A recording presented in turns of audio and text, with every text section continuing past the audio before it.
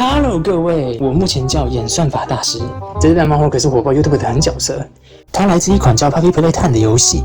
本来我是不信的，后来不得不信了。不少知名 YouTuber 都体验过被它追逐的恐惧。故事讲述主角收到一封写着10年前失踪员工仍然健在的怪信，因此主角前往废弃玩具工厂调查失踪员工，他究竟有何魔力促使我开始关注呢？让我们进入正题。然而今天我不是来玩游戏的，真正引起我注意的是它的同人动画，由Gus频道制作。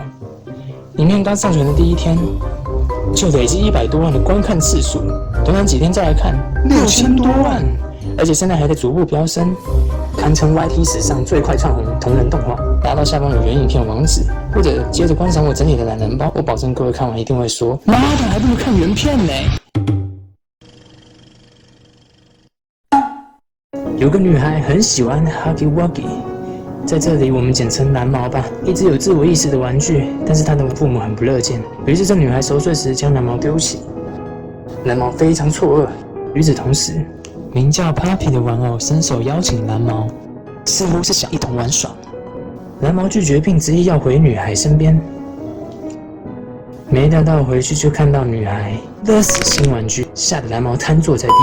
没料到回去就看到女孩抱着新玩具，感觉被取代的蓝毛瘫坐在地，出神的望着远方自己的雕像，不可能被取代的自己就伫立在那里。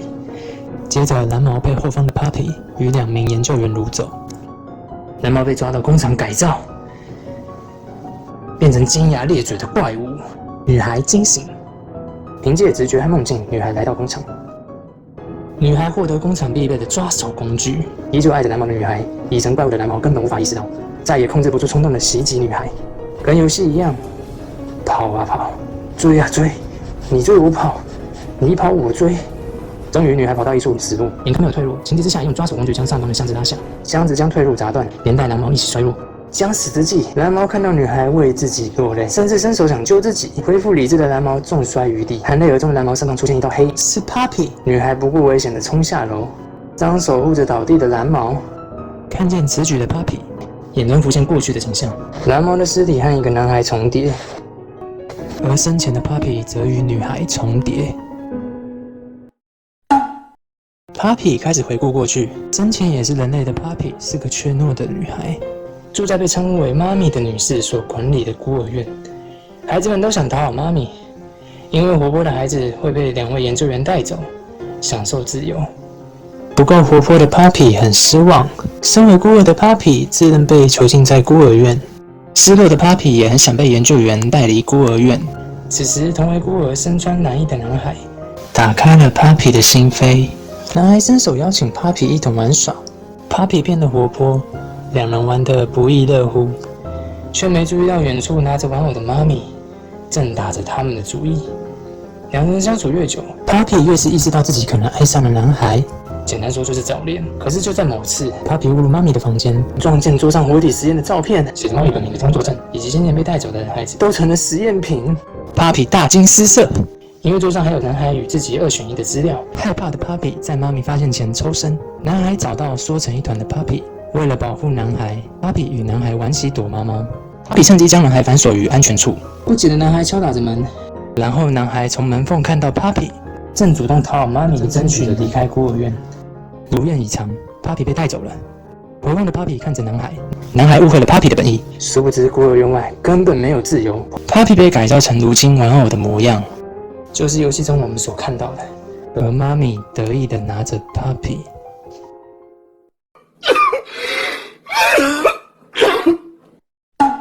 动画中我们可以看出玩具 Huggy 身上的破旧，说明玩具 Huggy 可能是女孩捡的。还有掳走 Huggy 的2位人类可能是 Rich 和 Evie， 他们在游戏中都有语音。另外，第1集的结尾与最初发布的有所不同。从作者新增的衔接片段可以看出，第2集 Puppy 想保护的男孩似乎没有获救，甚至男孩还可能被改造成 Huggy Wuggy。从粉色的播放机以及工作证来看，这位腹黑的女士就是 Stella。在游戏中，我能听到 Stella 有如古希腊诸神般对摔跤的极度厌恶，感觉有点太抬举这位大魔头了。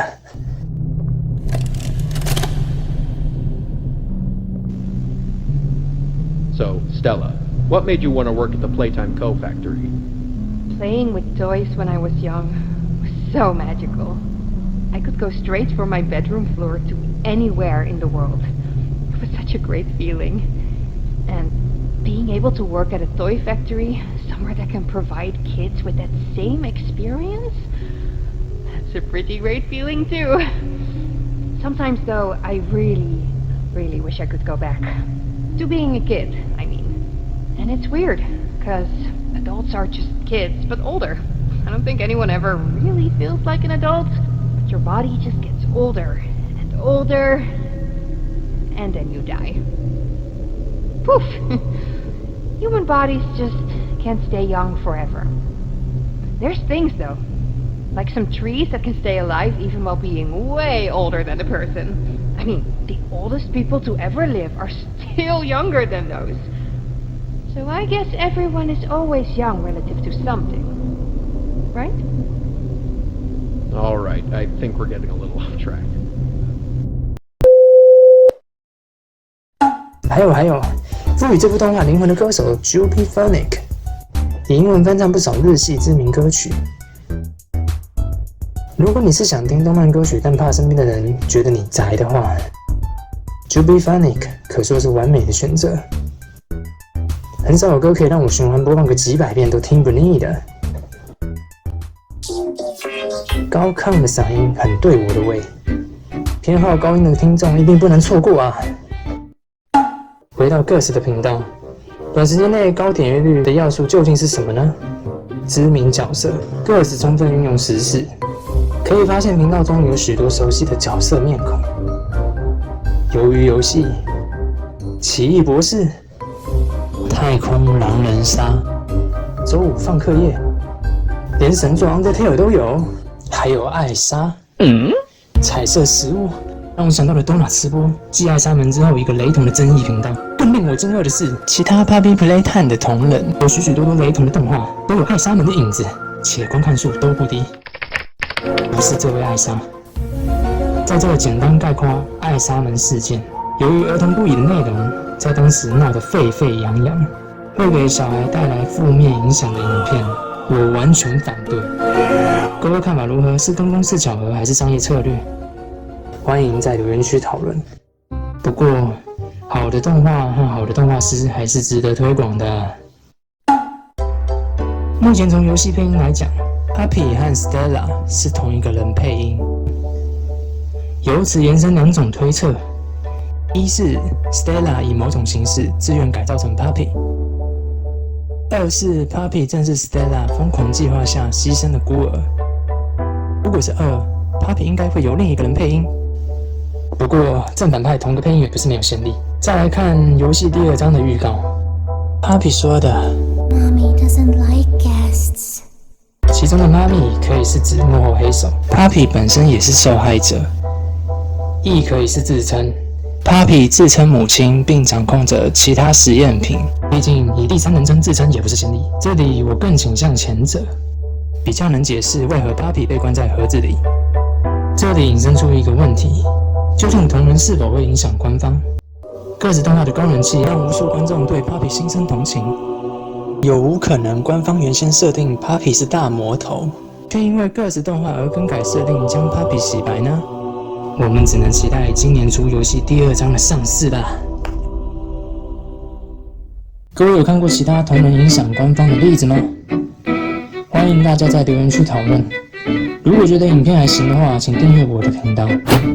尽早让我有被动收入吧！我是演算法大师，我们下回见。